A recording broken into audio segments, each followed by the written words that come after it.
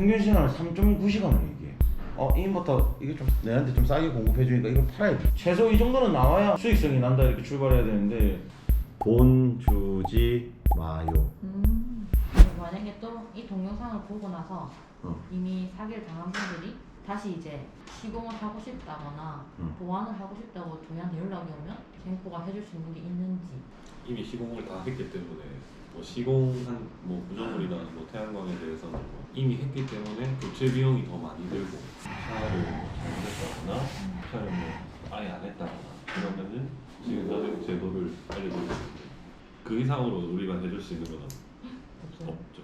이미 다 했기 때문에. 그러니까 제일 안타까운 거지. 인버터하고 이런 거를 우리 기준에는 안 좋은 거야. 남들은 뭐 좋을 수도 있는데 우리가 사용해보면 인버터가 좋은 게 뭔지 딱 알잖아. 우리는 여러 개를 사용을 해보니까 요 인버터가 그래도 좀 쓰기가 편하더라, 요 인버터가 유지보수가 편하더라 이걸 아는데 소비자는 그걸 모른다고.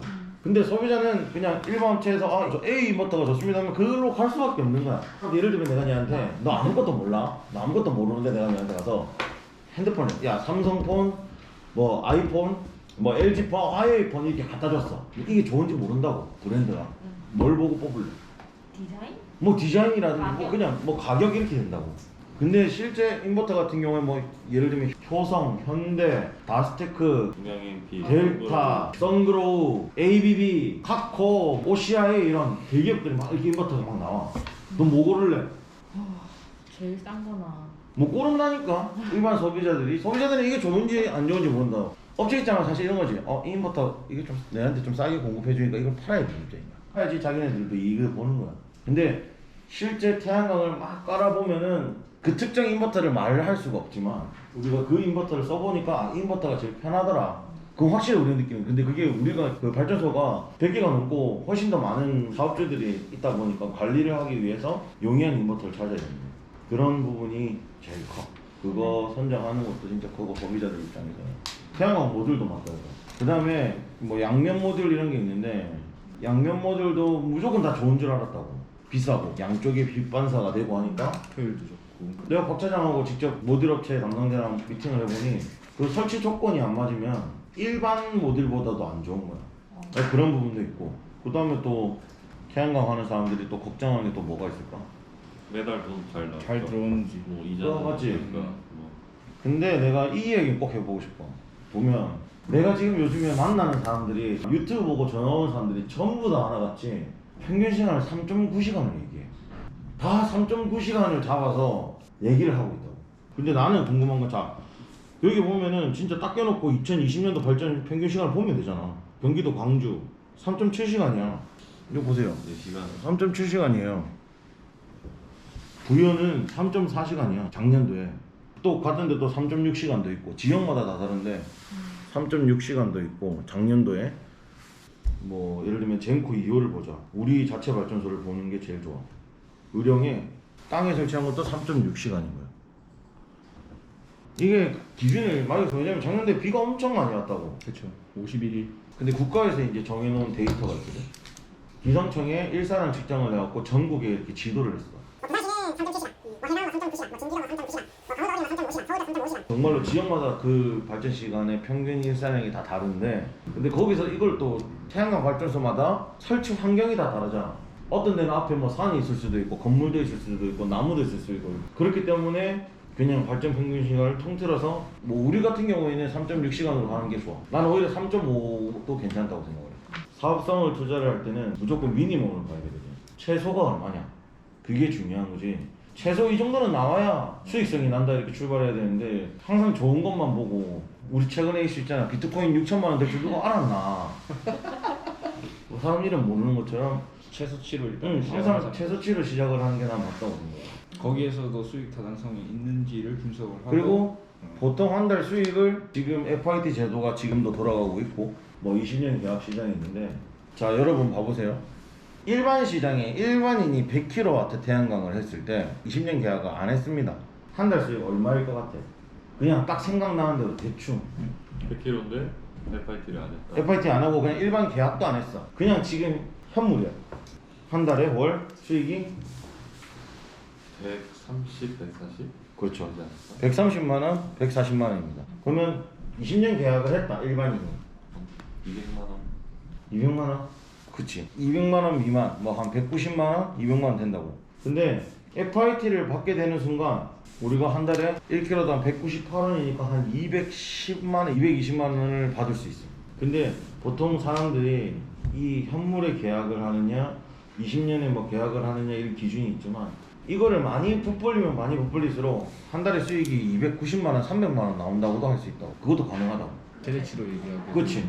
300만 원도 수익이 나온다고 얘기를 한다고. 물론 뭐 가장 많이 발전되는 계절이 언제야? 봄이죠.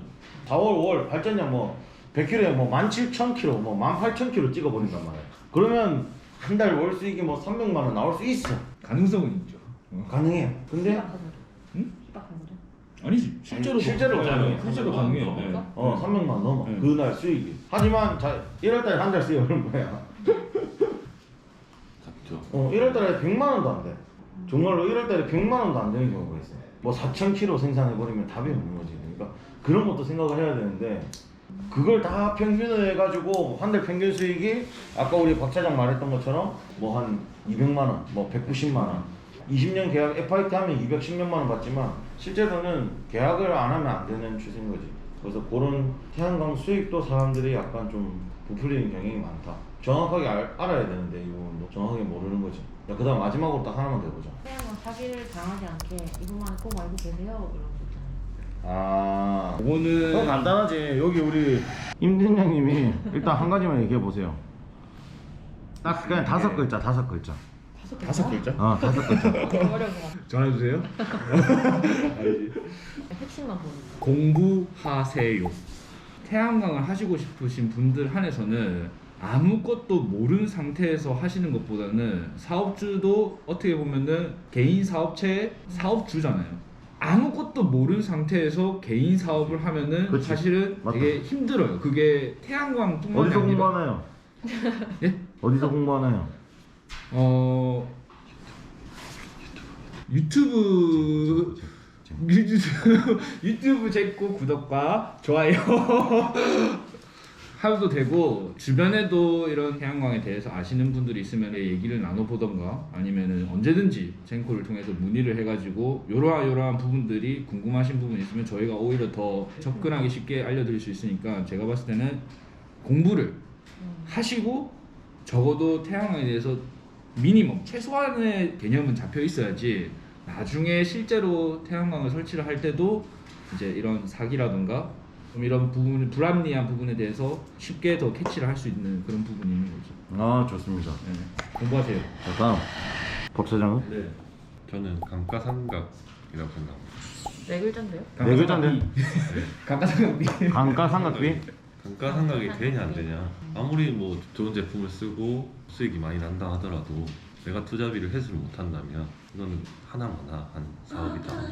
무조건적으로 내가 투자한 만큼 수익을 내고 그 이상의 수익을 낼 수 있느냐 그거를 꼭 확인을 하려면 당연히 그 업체의 말만 믿는 게 아니라 당연히 공부를 해야겠죠. 그러려면 인터넷에 다 나와 있습니다. 올해 정책이 어떻게 되는지 금액이 얼마인지 다 나와 있으니까 인터넷 어디 나와 있나요? 젠코 유튜브를 보시면 확인하실 수 있습니다. 만약 감가상각을 원치 않은 사람들은 온실가스를 줄이는데 이바지하신 거지. 나쁜 사람들이 아, 아니야. 그렇죠. 그거는 우리 환경을 생각해서 정책적으로 되게 도움이 되는 친환경적인 그런 마인드. 전기이기 때문에 하면 좋은데 수익을 내기 위해서 하시는 거기 때문에 보통은 그게 현실적인 거지. 이건 발전 사업이니까 수익이 나야 되는 거지. 그다음에 자 나는 돈 주지 마요. 이게 핵심입니다. 저는 돈을 주지 마세요. 절대로. 사장님 돈 못 받으면 어떡해요? 저는 돈을 못 받는 경우가 많습니다. 하지만 단 한 번도 돈을 안 주신 분들이 없습니다. 다 주셨습니다. 저는 정직하게 내가 신뢰를 얻으려면은 저도 믿음을 줘야 된다 생각을 해요. 계약금을 받고 안 받고의 문제가 아니라 계약금을 줘버리는 순간 나중에 태양광을 이런 사기를 맞을 수도 있으니 절대 돈을 주지 마세요. 근데 이걸 악용을 해서 지금 돈을 안 받는 몇 회사들이 있습니다. 허가가 나왔다고 해서도 돈 주지 마세요. 제가 봤을 때는 제가 이렇게 말하면 태양광 업체들한테 되게 뭐 질타를 받을 수도 있습니다. 근데 돈을 주지 말라는 게 본인이 진짜 믿음이 갔을 때 돈을 주는 게 맞다고 생각을 해요. 태양광 발전 사업은 롱텀의 사업이기 때문에 한 달 만에 막 끝내는 사업이 아니에요. 보통 허가도 내고 지금은 개발 행위도 받아야 되고 한전 솔로도 해야 되고 차라리 제 개인적인 의견이니 돈 주지 말라는 뜻이 우리가 공사를 하기 직전에 그때 계약금을 주시든지 아니면은 정말 자재를 갖다 놓고 본인이 생각했을 때 내가 돈 준 거에 대한 그 가치가 맞다면 돈을 주는 게 맞다고 생각을 합니다. 근데 만약에 허가를 했다 해서 뭐 얼마, 물론 그것도 용역이 들어갑니다. 그걸 주는 게 당연한 게 맞는 거고요. 근데 본인이 생각했을 때 돈을 줘야 되는지 안 줘야 되는지 판단을 하시고, 저희는 일단 돈을 안 받고 나중에 공사를 하기 직전에 돈을 받습니다. 저희는. 그리고 일부분을 받고 공사를 다 하고 나서 돈을 다 받아가는 시스템이에요. 그렇기 때문에 무상 설치라는 건 없습니다. 세상에 공짜도 없고요. 저희가 말하는 뭐 공부하세요도 있고 뭐 감가상각비도 있고 저한테는 돈 주지 마요도 있고, 그 말이 다 저희의 지극한 개인적인 의견들이니 그걸 참고하셔 이게 도움이 되셨으면 좋겠습니다. 자, 오늘 토론은 여기까지. 마지막으로 연주 씨가 클로징 멘트 한 번만 부탁드릴게요. 구독 취소해. 수고하셨습니다.